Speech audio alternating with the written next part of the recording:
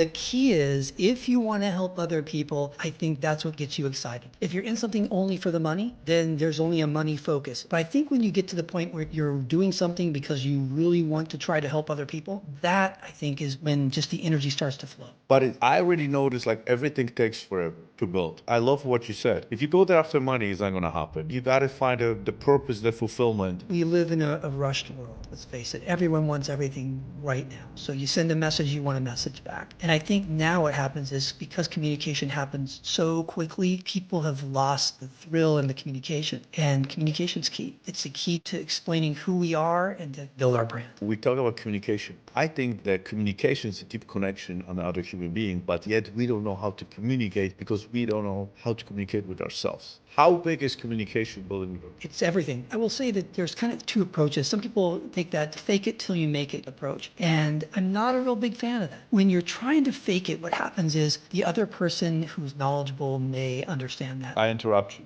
You said fake it until you make it. What is the other one? I think the key really is if you want to build expertise, then you have to start by learning something and then doing something. And so I always feel like there's three ways to build up your expertise. One is learning. Learning is good. Then you use the knowledge. You go out and you actually do something. And so you build something, you create something. And then the third is you share that knowledge with someone else. But a lot of people have to understand us by serving and giving, we learning. So it's really by teaching, we engrave it and we become better and better on daily basis. Welcome to Master Your Inner Wealth podcast with your host, Jarek Tadla, where we dive deep into the art of building financial freedom from the inside out. Together, we'll uncover practical strategies, real-life success stories, and expert insights to help you master your inner wealth and create the life you've always wanted. So let's get started.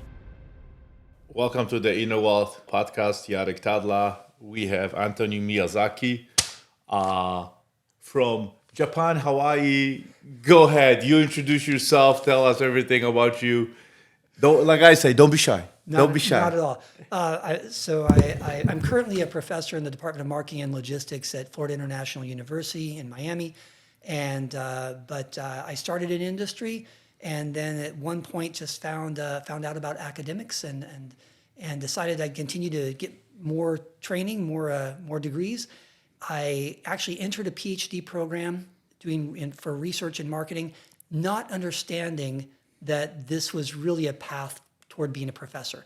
So I did it just because I could do it, just because I thought. But Anthony, you don't carry the professor energy. You have a good energy here. So I want to know the secret. Spill the sauce. Spill the sauce. You walked into the room with a good energy, so I want to know. The key is if you want to help other people, I think that's what gets you excited. And so if you're in something, you know this, if you're in something only for the money, then there's only a money focus. If you're in something to try to kind of put yourself out there as somebody, I think people see through it. But I think when you get to the point where you're doing something because you really want to try to help other people, and however that happens to be, and there's so many ways to do that, when you get to that point, that I think is when just the energy starts to flow. And I found that same thing.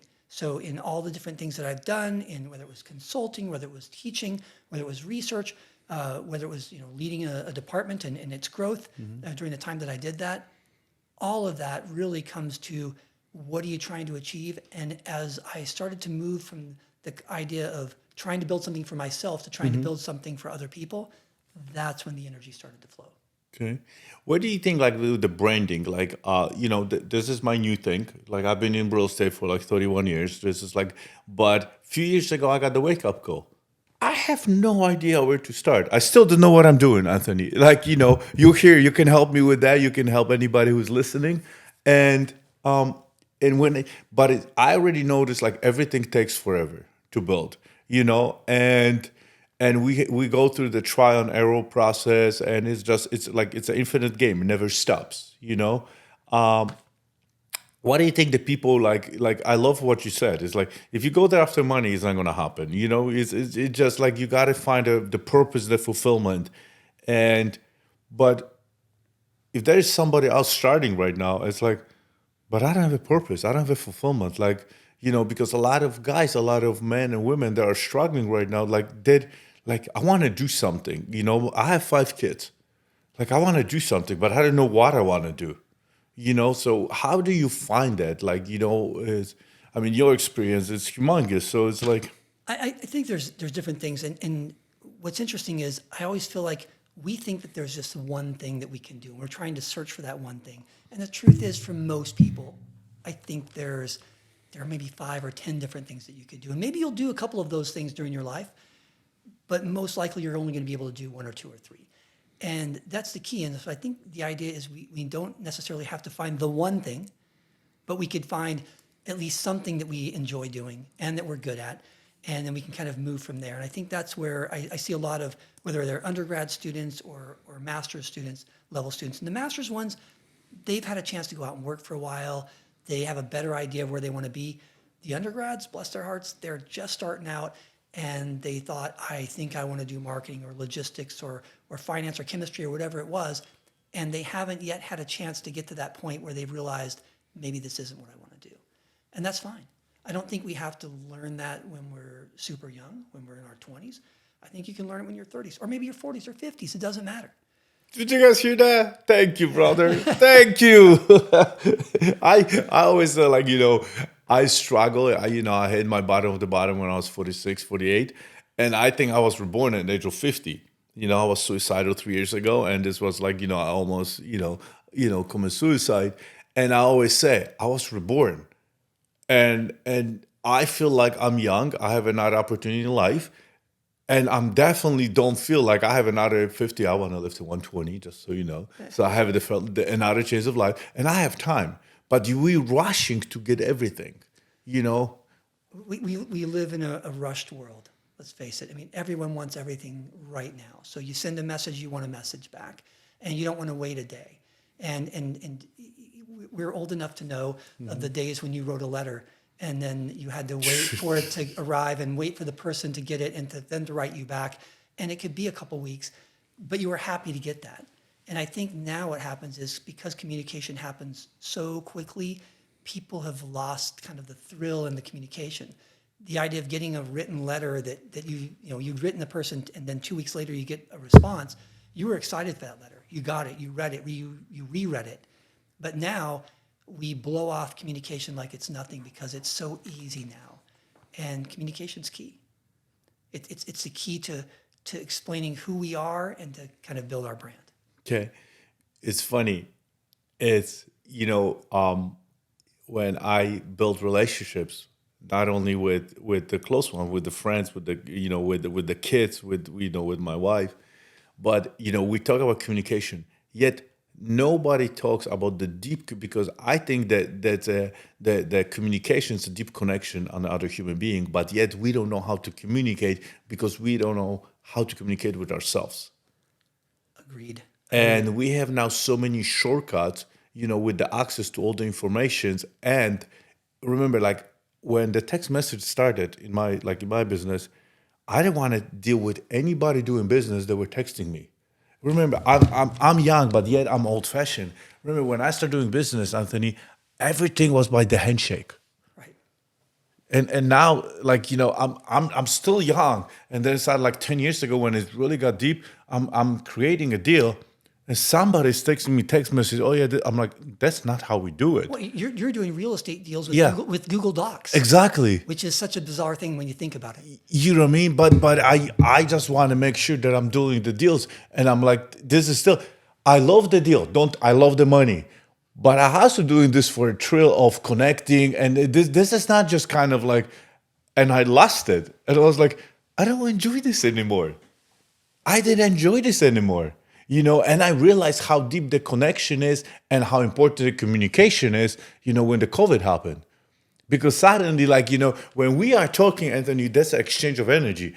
That's why, I don't like to do this podcast through the Zooms. Oh, right. It's completely different. It is. There's that barrier there. And, Yeah. and the barrier, and it's a strong barrier to think that, it's great to be able to talk to people all over the world, but talking to them in person makes such a difference. And I think that's the key. And I think that's something that maybe the younger generations could lose. And some of them, I think, are already losing it because they're so used to texting. They're so used to something else. And I remember my kids, I have 4 daughters, and they'd text all the time. I'd say, just call on the phone. there's a phone. You can actually call them. It's really cool device, and you can talk back and forth, and it's so much faster. And they're like, no, Dad, that's old fashioned. We want to text instead. Yeah. And so, but the truth is, you start to talk. You get together with a person, you talk to them, and there's so much more you learn about them. And like you said, I think there's an energy that goes back and forth. Exactly. And that's, and I think you're able to get a lot more of yourself across when you're sitting next to a person and you're standing there face to face talking to them. That's what I realized. Like, we lost the connection a lot. Like, people, that's why a lot more suicide, depression, anxiety after the COVID, because just people realize they lost that. We take stuff for granted, when we have it, because we only saw in our kids that, they're communicating at the dinner table through the phones. It's like, you're at the same dinner table, right? But then the older, I'm not calling us older. I'm just like, what we are, let's say a little bit older. More seasoned. And then and then suddenly got this away from us because that's the only time we could communicate. So I think that was a big thing. How big is communication building the brand? It's everything. I will say that there's kind of two approaches. Some people take that fake it till you make it kind of approach. And Love it. I'm not a real big fan of that.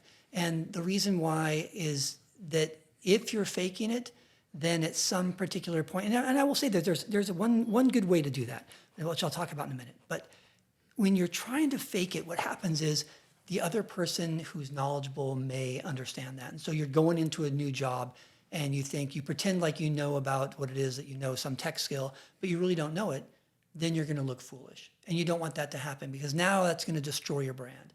You've pumped yourself up to having some skill, you get there, someone realizes you don't, and now all of a sudden they don't trust you anymore. And that's just damaged your brand and maybe damaged it to the point you can't recover from it, at least with that person. I think the only time that you can fake it till you make it is when you fake yourself out, perhaps. So you're really nervous about something. The first time I ever did a presentation as a PhD student, I did a presentation to a bunch of academics. I was terrified, and I thought they know this topic and better than I do, and I'm brand new at the topic. And I got up there, and I remember having to think, I've just got to kind of fake myself out to thinking it doesn't matter what they think. And so even though I really did care what they thought, because they were the ones that would give me a job later on, I had to just go up there and think, my kids love me. That's all that matters. I would get up there. I did the presentation. And honestly, I don't even remember how good or bad it was. I just remember that it didn't really bother me about the audience. And the truth is, the audience was really kind anyway. Yeah. I was just nervous for whatever reason I was. But I think there's a time when you can kind of try to fake yourself out to get yourself into some place of being uncomfortable. But I think trying to fake other people out, I don't think is worthwhile. At the same time, authenticity, which we hear a lot about. Okay, right? but I want to go back at that. I want to go back ahead. to Let's hear it. authenticity. Fake it until you make it. So there's two schools to that, right? Because there's a fake it until you make it, but if you, because that's and I know that's what you want to go because you already said with the word authenticity. It's make it until you make it, but that's what I'm like. A lot of like, let's say when I was racing, okay, I was visualizing, I was manifesting, and I didn't even do the race. I was faking it. I have to visualize it, how to do it, how to how to go, how to do the turns, how many strokes I do, how many everything. And this was I have to fake it, Anthony, in front of me. I was the winner. You won this. I have no idea about the other swimmers on my line. I have no idea with when I was doing Ironman, the triathlon, I was visualizing, manifesting, and and it's funny. I have to cheat it myself. Jarek, you the winner. I could not listen to the voice. You did not prepare enough. This is so that's what, and I was truly. But I love what you said. You were on the speech. You were faking it to yourself. You were not faking to the audience. No. You have to sell yourself that hey, I am who I am, and it's that's well, and whether it's talking in front of a crowd, which is a big fear for many people, or doing an Ironman. Either way, the idea is you can't just pretend like you're the best in an Ironman race, and if you're not, then everybody else knows you're not because you didn't get in first place.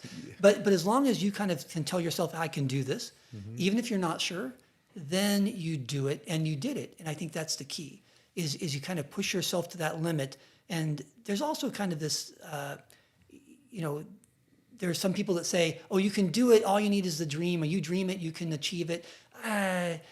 If you dream it and you do a lot of hard work and you learn a lot and you get the right connections and yes. you keep going for years and have that consistency. If you do all that, yes, you can achieve it. But if you just dream it, that idea of, I believe I can fly, don't jump off the roof, onto the ground because you're going to sprain your ankle or something. We got to dream it, we got to believe it, but we got to also have a faith.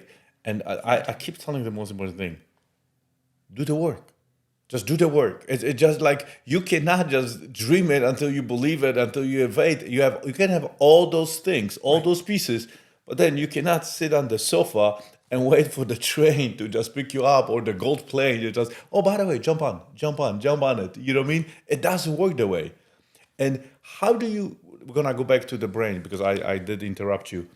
What about like those guys that because now we have access to all this information, and you have a lot of students, and not only students like students, but also students of life.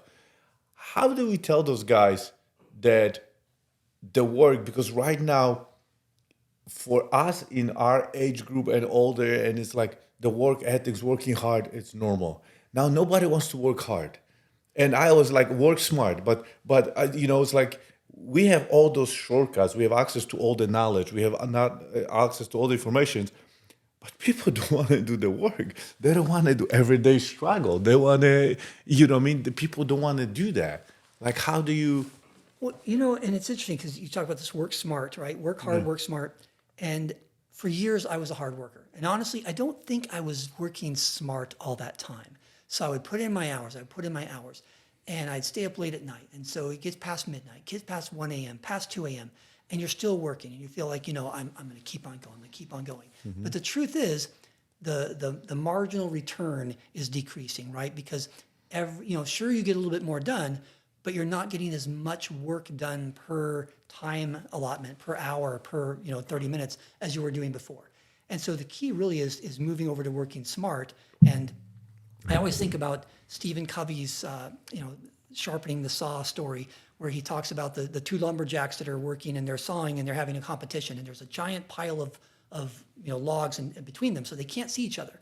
And so one's just sawing away, and it's this big, long 8-hour competition. And he hears the other guy stop and rest every now and then. He thinks, yes, he's resting. I'll keep sawing. Keeps on going. Here's him rest again. And he thinks, there's no way I'll lose because this other guy kept resting. They get done, they compare all the wood that they've cut, and they find out that the second guy, the one had supposedly rested, is the one that had done more. And then the first guy says, well, I don't understand how you could have cut more than me when you were resting so many times. And he said, I wasn't resting, I was sharpening my saw. And so, and again, that's a Stephen Covey story, but it's true. It's if we get our rest, whether it's sleep or it's us learning a new skill, that's something we have to kind of get away from our work to be able to sharpen the saw so we can be better. And I think that's what's happening now is with ChatGPT, with all the AI, it's so easy for us to get information, so easy to get something else to do the work for us, which I'm good with. We should do it. We should take advantage of technology when we can. But knowledge is no longer the key because the knowledge is available to anyone now. It's experience. Experience is what matters. And you only get experience when you do the work. You don't get experience just by clicking a little bit on the keyboard and getting an answer from ChatGPT. You get experience by doing the work. So, I'll jump out, I'll break the wall here and talk about our videographers. And so the truth is they could read as much as they wanted to read. They could watch as many YouTube videos as they wanted to watch, and nothing is as valuable as them doing the work, doing the real filming, doing the real lighting, doing the real editing. That is, I'm seeing nods. That is what the experience that they get, and that's the value. So when people think that they can avoid the work and be valuable, it's just not going to happen. It's funny that you're saying that because I always tell there's three kinds of people. People that they don't want to get the knowledge. They're just lazy. There's the other one that they have the knowledge, they're getting the knowledge, they sharpen the edge, and then the third one, but they don't use it, and the third one get the knowledge and they use it. You know what I mean? And they do both, and it's like, and then the other was sitting like, oh, they got lucky. And you know what? It was funny. I just had a podcast before you, and I was like, you told me a few years ago that it's like when I got lucky, I would lose my shit. Like, what do you mean I got lucky? I worked so hard, and all that. But now, in order when the train is moving, we do get lucky, but we do the work.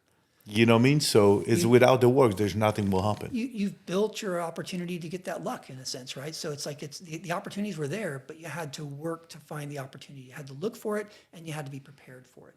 Exactly. I think that's the key. So there are many times I think when opportunities come by, they pass by us, and the truth is we see them and we think, wow, I wish I was prepared for that opportunity, but I'm not, and that's my fault. So when you're prepared for it, then you jump onto that opportunity, and then you can make it work. And I'm sure that I'm sure that with all your real estate success, there were probably some deals where you just weren't prepared. You didn't have the money or the funding or whatever it was, but then the other ones you were prepared. And when you were prepared, you were able to take advantage, and maybe other people weren't because they weren't prepared for it. Yeah. Or they didn't reach out, or they didn't look for that opportunity that you could find. And a lot of times I was questioning, like, why nobody sees what I see? You know what I mean? But that's another thing. So I interrupt you. You said fake it until you make it. What is the other one? Well, I was just thinking there's two perspectives to fake it till you make it. There's that perspective of you can do that, and then there's the other one where where you do it with yourself. But I think the key really is if you want to build expertise, then you have to start by learning something and then doing something.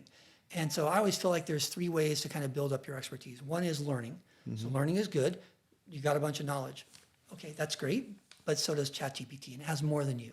Okay, then you use the knowledge. You actually put it to use. You go out and you actually do something, and so you build something, you create something, you work, you do the work. And then the third is you share that knowledge with someone else. And when you start to teach someone else what you know, you learn it better, and you learn the intricacies of what you're doing, and you start to kind of reevaluate what you're doing. You think, wow, as I teach this other person, and they ask questions to you, you have to come up with that answer. And then you start to kind of dig deeper into yourself, and you start to realize, why is it that I've been successful? And then once you do that, then you even become more powerful, more successful because you've done that. And you're not doing it because you're trying to build yourself. You're doing it because you're trying to help someone else. Yeah. And it just happens to be that you're going to end up learning more and becoming better at what you do because you're trying to teach someone else. This is funny, Anthony, you say that, because a lot of times, like, we get wiser, we get older, and we want to serve and we want to give. But a lot of people has to understand us by serving and giving, we learning.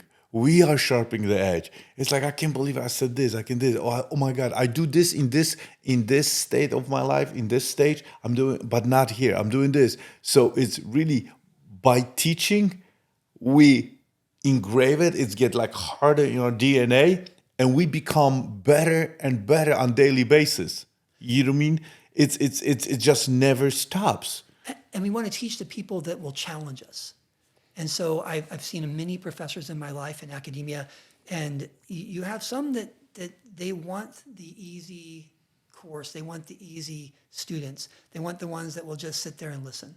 But the truth is, the student that challenges you, that's the one that you want. Whenever I would be in the master's courses, and you'd get a person that was an executive, and so whether it was a VP from somewhere else that decided to come back and get their master's degree, and I always thought, okay, that's the person I can focus in on, because if she or he is going to nod their head in agreement, then I'm on the right track. But if they look at me a little bit quizzical, I think, there's a question. And so then I was like, okay, you have a question. And they ask that question, and it's a tough one. And now you have to dig deep. And it makes you dig deeper. It's kind of like, if you were to go out in the casual swim in the pool, okay, that's good. It's good for your body. It's good that you do that. You go do an Ironman swim, And you're swimming. And what is that? In the Is that- open is that water. Is that a mile in open No, water? it's 2.4 miles. 2.4 miles swimming in And open sometimes even lake, but a lot of times even ocean with the Right. river, with the current, with the Right. fish. And then you have 3,000 swimmers kicking you in the face, right. swimming over you. It's like a fight. That's when the growth occurs, though, right? Yeah. So that, and not just the growth physically, but the growth mentally Yep. and emotionally. Because now you come out of that, you probably walked out of your first Ironman exhausted physically, but the growth that occurred emotionally and mentally was probably immense. Especially How do you know and, this? And not just the fact that you did. I know, and my experience is only like 5K races. Okay, so but the idea, which I know is just like this much in comparison. But the idea is that you walk out and you feel like I now know that I can do it, but there's more growth than just knowing you can do it. I think there's a mentality shift Look at this goosebumps. that changes. What happened when we hit the wall, and we only with ourselves, when you hit the wall, and let's say it's a 50 mile, 100 mile, 120 mile, when you hit the wall and you physically drain, it's like your body cannot do it, and your body can do a lot more. But then your mind, just your brain turns on and gives you those ideas, and then you kind of like, I can't believe it. I was able to go, build this and go, drive this through the wall that I thought is the end of the day. Like, this is like the wall of the walls. Like, this is the bottom of the bottom. I can't do it anymore. And then what happened is you take those lessons and then you suddenly in the classroom, I'm like, oh my God, this is what came up. Like your mentally is a lot stronger. Then in the business, then you take like, shit, if I take this to the business deal, if I take this relationship with my daughter, I can take like these breakthroughs that we have. And we have those breakthroughs, especially when we really hitting physically, emotionally, mentally, we think it's like, it's over, it's done. And that's where the breakthrough happens. But we take those breakthrough, even like I'm telling you, from the races, like, because I can take them to every other stage of my life, Right. in every, so it's funny that you're saying that. It's not just the physical part of the sport or anything else. There's like I said, the mental, emotional, spiritual that happens as well. And I think that idea of breakthrough really is the key. And I think about how if you're teaching someone else, and whether it's a formal student, professor type relationship or something else, when you're teaching them, they're going to increase. They're going to learn some things. But the key is to get them to find that wall or that ceiling, and then you get them past that. And it's usually something that they didn't know that they could pass. And they all of a sudden they get past it. And now there's massive amount of growth that can happen after that point. The problem is that when they're, they see this ceiling or they see that wall that you mentioned, and that kind of holds them back. But how do you explain this to the people? The breakthrough spiritually, emotionally, mentally. You can't explain it. You have to experience it. It's through the work. I agree. I don't think you can explain it to them. In fact, I'm not even sure you should even try. I think what you do is you just get them to start doing the work. You challenge them. You push them. You get them to do things that they need to learn how to do. We have a course that's called Marketing Yourself. And one of the things that I have the students do is they have to attend these networking assignments or networking events. And they have to attend the networking event, but not just attend, but they actually have to write down what they've done. So they have to plan ahead, think about what questions do I want to ask? What person do I want to connect with when I get to the event? Mm-hmm. Plan it in advance, get there, take a shot, try to execute, right? And so you plan, you execute. I call it the PERM method. So you plan, you execute. Execution is you're there, you're at the event, you try to do what you're going to do. You try to talk to the person you wanted to talk to. You directly afterwards, you reflect on it. What were my successes? What were my failures? And they're going to be successes. There will be failures. And you need to find both of them. You need to find the successes to build yourself up. You need to find failures to know how to make yourself better. And then the last one, the M, is modify. So plan, execute, reflect, and then modify. You have to modify your behavior for the next time you go. And I did an experiment this last semester where I used to send them to 3 events. And I thought, it's so much work for the students. I'll only make it 2 events. And what I realized was that I cut my students too short on that. I didn't give them the challenge of 3 because you go to 1, now you realize what you have to do. Yeah, you go to the second, yeah. Okay, now you're done? No, you had to go to that 3rd. And the truth is, I'm going to go back, next time I teach the course, I'm going to go back to 3 because it gets you to that point where now you've had a little experience and the success just starts to skyrocket. And even if you're a shy person or whatever it is, it doesn't matter. You learn how to do that. And if you can't network, that's it. You've got to be able to talk to other people. Okay, perfect. I love it when you said that. So now I'm extrovert, but I was huge introvert, right? So when I was going to STEM, I was always in self improvement, and so I was hiding. I would not talk to anybody. I would not go, talk to. I was going get the knowledge, but seriously, like even if you were, let's say, in a class, like or you were the speaker, the main speaker, if you walk by me, you look at in my eyes, I would like, "Shh," because I'm scared that you're gonna call on me or you're gonna ask me a question. I'm like, shit, just stay away from me, man. So I would like, you know what I mean? And it took me years. I never realized that didn't serve me because I did not make those connections, and I have to completely bury it all the attic in order to become the person who I am right now. Now you put me on the stage, I won't shut up. Like, now I'm the one sitting in the first stage. Well, I have a question on it. Like I'm the guy that, but how do you switch? Because I believe, it's funny, I believe that that's who I am. I'm the introvert. I'm nobody. It's like, but I knew I couldn't. I got lucky because that's why I built my business in real estate. So what happened is, I was making deals and I could still be alone. I could still be me. And but the only reason I was so introvert and shy because I have all the insecurities.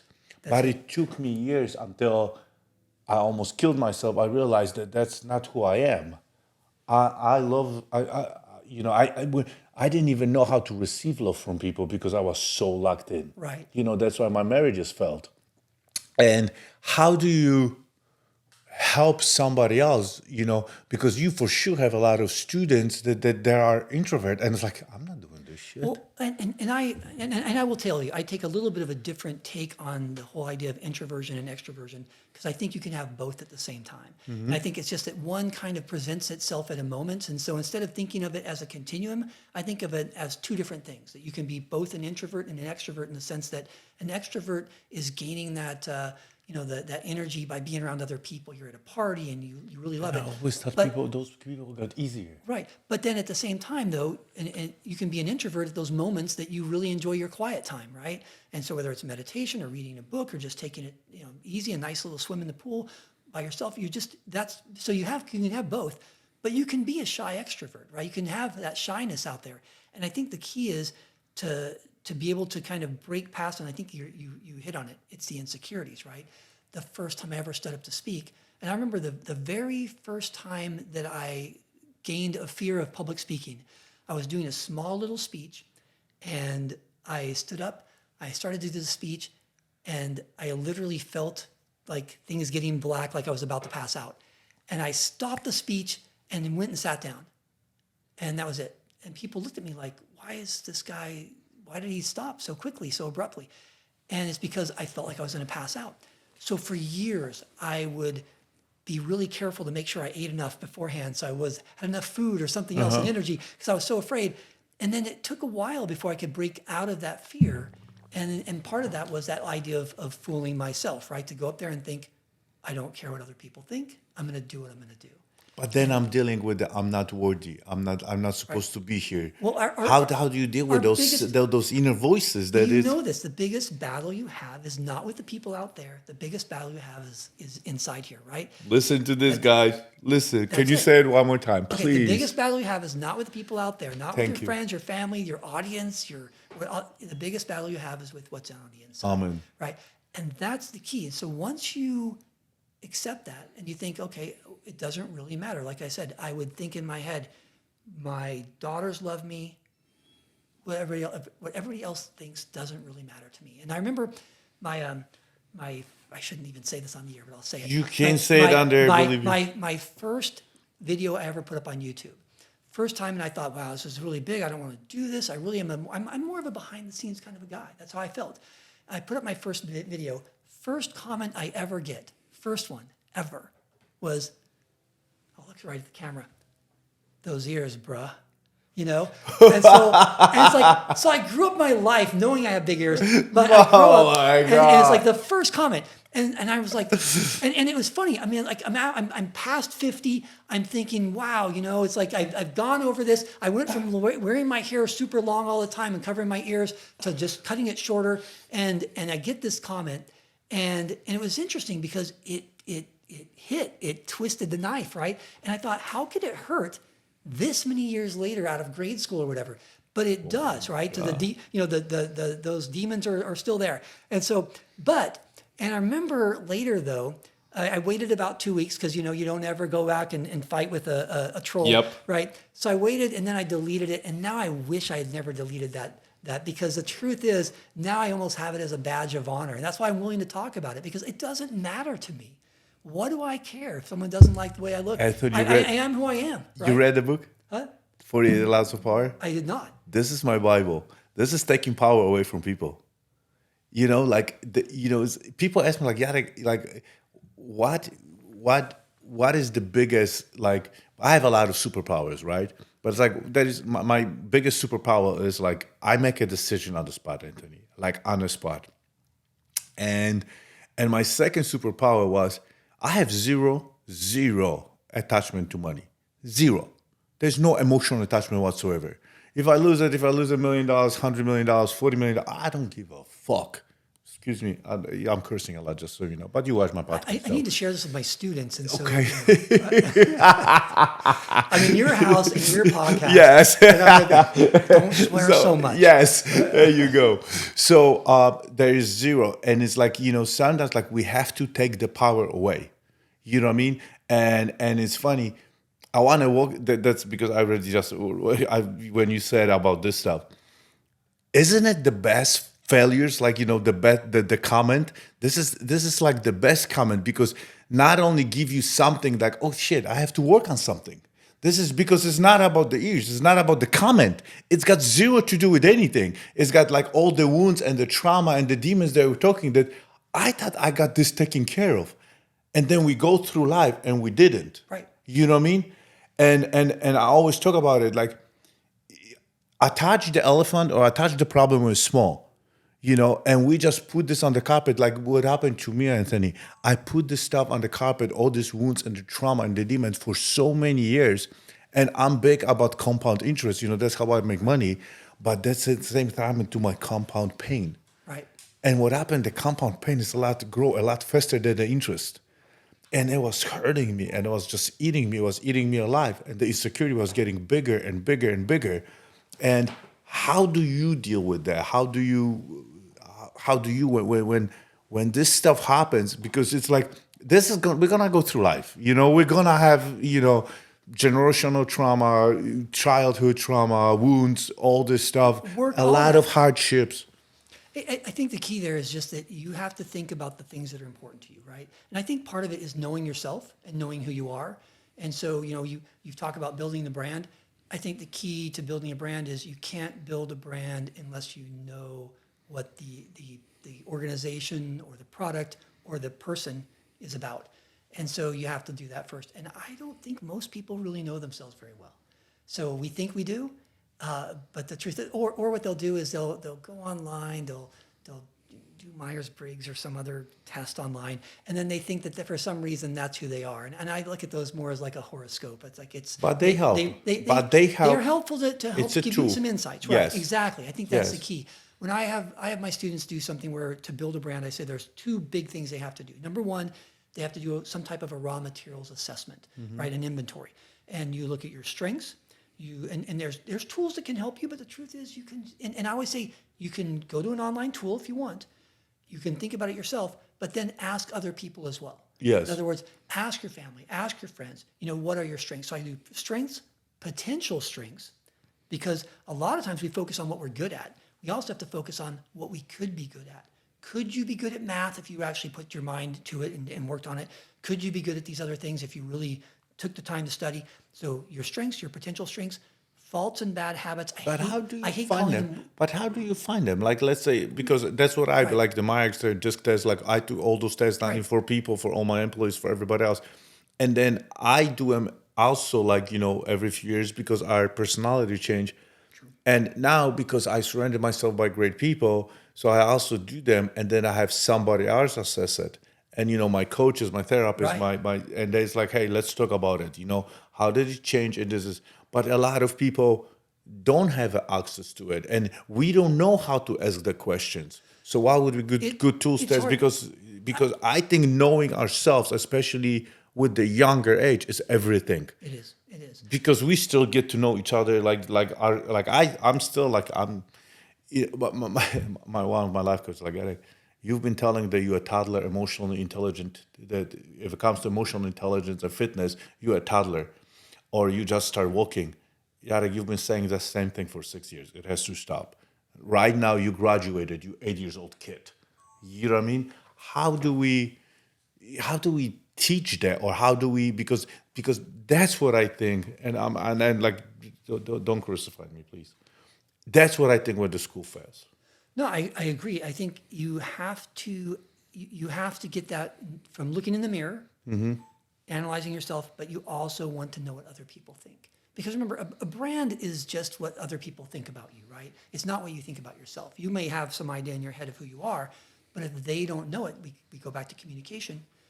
If they don't know it, then that's not your brand. Your brand is what the other people think. And I think the key is to ask them, what do you think my strengths are? What do you think my potential strengths are? What do you think my bad habits are? And during that process, it was interesting. Every assignment I give my students, I do the assignment myself. And so I remember when I did this assignment, before I ever gave it to my students, one of the people I asked my own mother. I said, what are my bad habits?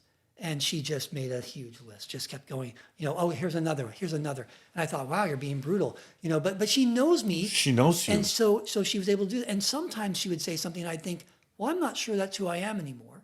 And so then I had to think, but the perception's still there. So my brand is still being perceived that way. What can I do? So I think that's why you want to know who you are, but you also want to know what other people think you are. And so after those other three, we do talk about personality. And so that's where Myers-Briggs and other tests can come in. But that's not it. You don't base it just on that. You also think about yourself. You ask other people. And then from there, I went ahead and talked about things like motivators. So what are the things that interest you, your desires, passions, and all those things that will get you to do something? And then finally, your values. And that's a hard one for people because they have to think, well, what are my values? Maybe they never thought about it. But your values really should be what direct everything that you do. So as you kind of get to that point, then you go from this raw materials inventory to moving to basically the idea is that you want to move to the point that you're going to try to look at the audience and then you as a product. And I call it the product audience match. In other words, if you're the product and you have some audience out there, maybe it's an employer you want to work for, or an investor you want to get to connect with you, or whatever it happens to be. Maybe it's even a significant other, or it's your parents. Whoever that audience is, there's something that they want, and there's something that you have. Now that you've done your raw materials assessment, you know what you are. Now, do you match what they want? And if the answer is no, what are you going to do about it? Are you going to change who you are to do that? I mean, and you can, right? You can become better, more skilled. Or are you going to change the audience? Maybe you realize that's not the profession for me because I don't want to develop those skills. And then you find a profession where you fit. Or you decide to change yourself so that you can do that. Or maybe what it is maybe you have what it takes to be in that profession, but everybody else is telling you you don't because they don't perceive what you have. And now that's a matter of communication again. Can you communicate to other people that you are on time, you are responsible, you are a good person? If they don't understand that, then they're not gonna. Then your brand is tainted, and I think that's the key. It's How often you think, Anthony, you have to reinvent the brand? Because a lot of people when they go, they feel so. That's what I'm struggling with. A lot of people and with a lot of my friends are struggling, and even when I struggle, because I've been in business 31 years now, 32nd. How often you think? I mean, we should do it, reinvent all the time. I get that, but how often we should kind of like literally, and I know there's no right data, but what do you think? Like shake the system. It's like, listen, I've been doing this. It works. I'm like, because I always tell like when you start feeling comfortable, it's time to change. But then a lot of people change the wrong way. And it's like something that worked, they stop doing it. And like, I want you to. It's interesting. When you think about that, I mean, you're always improving, right? So you're always Yeah. improving the brand. You're always improving, trying to become better. Well, continuous improvement. we involve. So Right. But one of the hardest ways to change is to change with the people that are around you, because those people around you know who you are. So when I was in high school, I was the shy guy. I was the guy who would walk down the hall and someone would say hi to me, and I'd just be like, hi. I wouldn't want to talk. And so when I went to college, I thought, okay, I'm going to go away to college. I will try to be more outgoing. And I remember when I got there, I saw a guy that was from my high school, hung out with him for like a day and a half, and I realized I'm reverting right back to where I was before. So I had to get away from this guy. I had to get away from my community, in a sense, to be able to say, I want to be someone else. And I think a more extreme example is a guy I knew in college, and his nickname was Bat Lyle. And I remember he told us a story one time, and he goes, a lot of you probably wonder why my real name's Reggie. Why do they call me Bat? And he goes, they call me Bat because when I was in high school, I had these really thick glasses and I was blind as a bat. And so but then he came to college and he said, I was going to be someone different. And so he got rid of the glasses, got contacts, and just was this, and we knew him as this massively outgoing guy. And he said, that wasn't who I was before. But he took the opportunity to get away from his environment, become someone different. When you're in your environment trying to change your brand, it's hard because people around you throw back onto you the expectation that you're going to go back and be exactly the Yark you were before, right? So right on it. They don't accept the fact that you're going to change and be someone new. But you know what's funny, Anthony? What happened is, even anything, when I got in real estate, right? Everybody like, oh no, he's the dishwasher, he's the waiter. So it's like, dude, he's not gonna be, I got in real estate. Nobody wanted to deal with me. He doesn't know what he's doing. Suddenly I got successful. Now all those guys now I wanted to deal. No, I wanted to deals with you when you guys didn't know who I am. Now when I build the brand name, now I can pick and choose. Right. And sometimes, and not sometimes, all the time, we need to disconnect to rebrand and regrow as a human, not only even rebrand, right. but like as a human. And now we talk about social media. When you share your message, even if I want to share the message in my bubble, let's say just start doing the mental awareness, the inner wealth podcast, everybody has access to me. Those people can call me, text me. Right. They have my time. They knew who I am. When I start, getting on social media, suddenly we have access that otherwise nobody else would have access to. You know what I mean? And those people think that's how it starts. They make fun of you, who the hell he thinks he is, or now he's a big shot, or he does this. And you hear the most because they don't want you to leave. They want you to grow, but not too much. And you have to disconnect it. And you got to get the kudos, the ambitions, and the kind of like from the other people. And then you got to come back. And I love it how you said, you come back and you go back to the old patterns. Because that's what around those people, that's who used to be. And we have to just stay. And it's very hard to be selfish enough. I got to take care of me now. Know what I mean? So when I love you. I love you. You're my family. You're my this. I love you. But when I'm here with you, I spend too much time. I go back to my patterns that I don't like. Right. I've been like, but that's who you are. But that's who I was. That's who I was. It's not who I am right now. Right. So, and I think that's the key is you find a new audience that Yes. will accept you for whatever you portray yourself as being. But then you have to find the people within your own group that are going to be supportive. yes. And so those are the people, the ones that will say, okay, you know what, you're changing this brand, you're going to change the brand, and you're going to do it, you're going to be something different. How and you something find the better. tribe, the new tribe. Let's finish with this. That's- how we find it, because this is like, we work with a lot of guys, we share the message. How do we find a tribe? And because it's hard, because when you in your own bubbles, you have nobody to inspire you. You have, and I love to read books, right?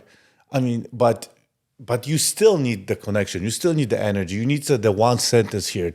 How do you find the tribe? Because like, yeah, I'm kind of embarrassed to say, you know what I want to do here, but here's somebody new.